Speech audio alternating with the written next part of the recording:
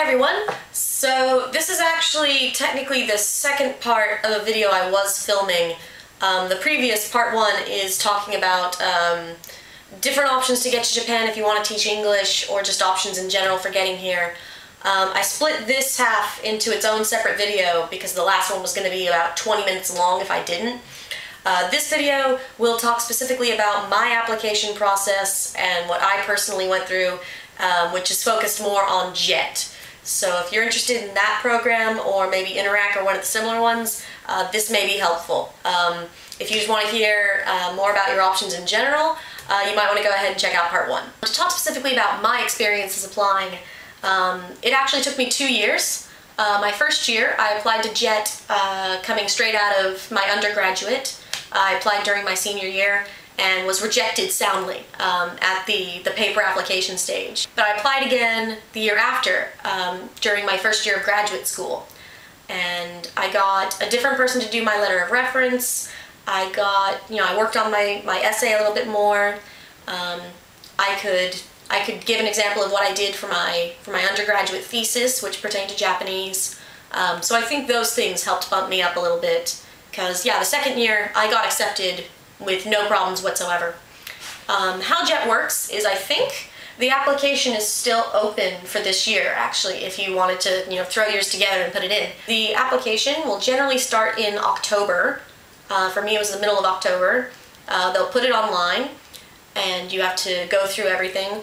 You have a paper application that you complete online that's like 13 pages, and it includes, everything about you. It includes your college history, it includes your Japanese experience with the language and with the culture. It includes any experience you have teaching, it includes any extracurriculars, any awards you've gotten. It'll ask you to specify where you'd like to be placed. With JET, you can request up to 3 locations. I asked for Nagano, Gunma, and Fukushima in that order. I wanted to keep around the central region. They won't necessarily place you one of those 3, but they're generally fairly good about trying to get you what you asked for. And then you can ask if you'd like urban, suburban, or rural. I think I put suburban when I did mine. Yeah, you finish the paper application online, you print that out in triplicate and put it in the exact, precise order that they want. They're very, very specific, by the way.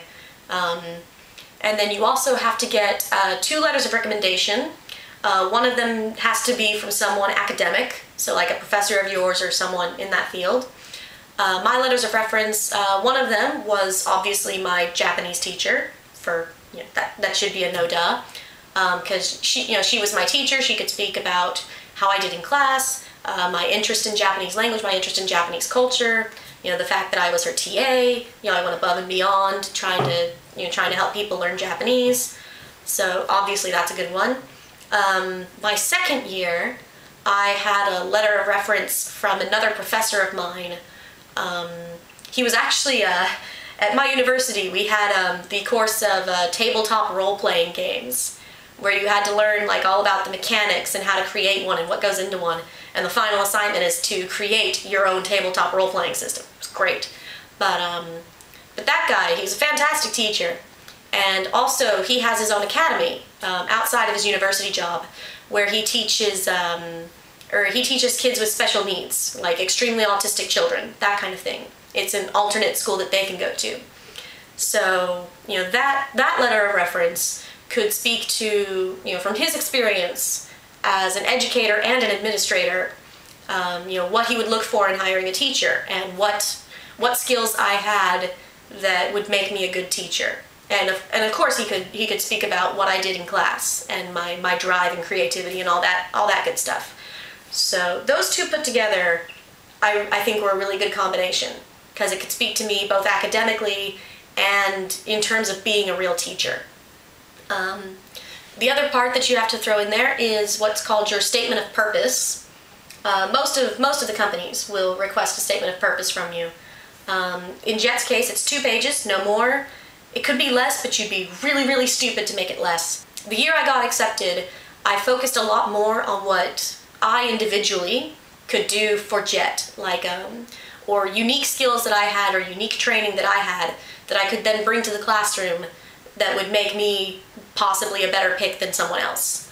I also focused more on how I would use my experience in Japan, what I would do with that afterwards to continue the connection with Japan and to help other people get interested in Japan and want to come here. So I think, especially talking about that last part, I think that's really important.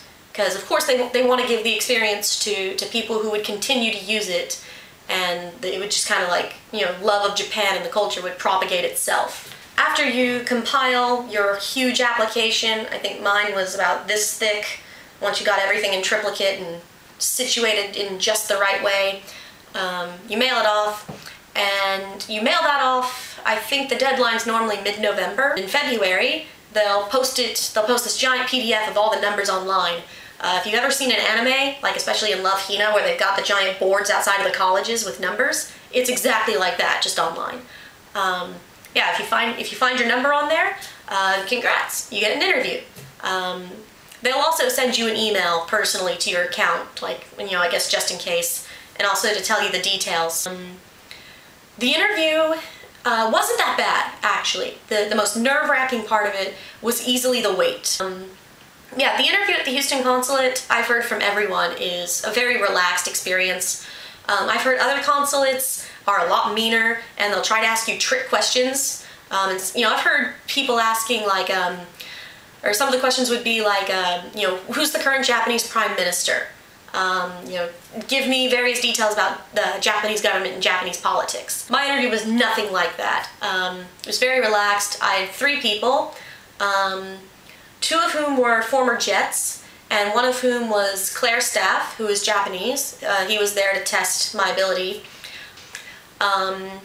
Let's see, for my interview, of course, I had the Japanese test. He just asked 2 things in Japanese, and I had to respond.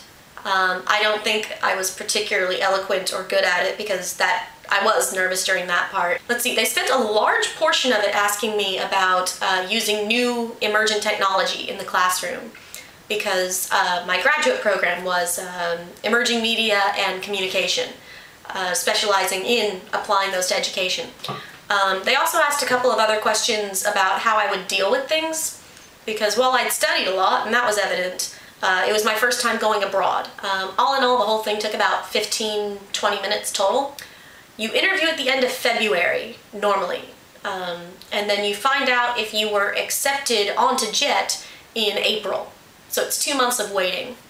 You know, at that point you have to fill out some paperwork. You have to put in for your passport, because I didn't have one already. You also have to go get a medical check from the doctors. You'd normally maybe find out in May or maybe early June what your placement is. I got an email from my Board of Education in the first week of July, actually telling me my town and my school and all that. You mail everything down to the Houston consulate, and they take care of everything for you. They took care of, I had to send them my passport, which was a little nerve-wracking. I sent it registered mail and all. But they get you set up with your visa, they handle your plane ticket, they just send you the information that you need, like what you can and can't carry on. You know, we were allowed to bring two check bags and a carry-on type bag and a purse, and that was it. For me, that was enough. That was enough to fit everything. I used space bags for my clothes, and some other people mailed their stuff to Japan ahead of time, but I didn't have that much pressing that I felt I had to bring with me now. That was it. I've been in Japan ever since. I haven't gone back home yet. Once we arrived in Japan, a bunch of people from JET were there at the airport. They met us, they took us to the buses, which got us to our orientation venue. Obviously, depending on what service or company you're with, that process will vary greatly. So yeah, if you're interested in JET, I hope that information was at least somewhat helpful. I know that this is a very, very subjective viewpoint of everything. Like I said, I can only talk about what I know and what I've experienced, but you know, hopefully that's been some good information for some of you, and maybe you now want to come teach in Japan yourself. I'll make the offer though, since it is JET application season. If you want someone to look over your statement of purpose, because I recommend that you get a minimum of 3 people to read over that thing for you. If you really want, you can private message me here on YouTube, and I'll take a look at it for you and let you know what I think. You know, I'm not a professional essay critiquer by any stretch of the imagination, but I'm more than willing to give you a hand and look over it for you. If you have any other questions about JET or anything else related to this, of course feel free to send me a private message through YouTube anytime you want. So yeah, hopefully this was helpful for some of you guys, and I will see you next week with the Culture Festival podcast. So, have a good day.